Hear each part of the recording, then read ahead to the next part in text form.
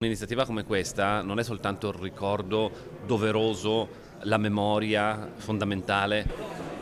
di una persona che oltretutto aveva origini del Friuli Venezia Giulia, che si è sacrificata per garantire la legalità che oggi tutti chiediamo, ma penso che sia anche un messaggio importante in termini di modello sociale. Il governatore del Friuli Venezia Giulia, Massimiliano Fedriga, è intervenuto alla presentazione del progetto teatrale Angeli Custodi, un passo avanti nel pericolo, due indietro davanti al successo, svoltosi nella mattinata nella sala municipale di Cividale del Friuli. L'opera nasce dalla collaborazione tra il Sindacato Autonomo di Polizia di Trieste, il Centro di Produzione Teatrale Artisti Associati e l'attore triestino Francesco Gusmitta e prende ispirazione dalla figura di Eddie Walter Cosina, agente di scorta per Paolo Borsellino, originario di Trieste, rimasto ucciso nella strage di Via D'Amelio il 19 luglio del 1992. Proposto in anteprima a Trieste in occasione del Memorial Day, la giornata che il SAP organizza sin dal 1992, all'indomani delle stragi di Capaci e Via D'Amelio, a ricordo di tutte le vittime del terrorismo, della mafia, del dovere e di ogni criminalità, lo spettacolo sarà presentato in 12 comuni della regione in un tour finanziato dalla regione Friuli Venezia Giulia,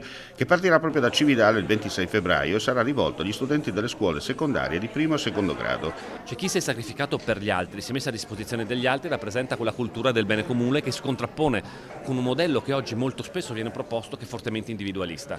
Invece quindi il messaggio che vuole passare attraverso una rappresentazione teatrale che è molto empatica anche nel suo carattere comunicativo è quale comunità vogliamo, una comunità che l'individuo guardi solo se stesso o dove l'individuo fa parte di un gruppo che si aiuta, cresce e cerca ovviamente di valorizzarsi insieme.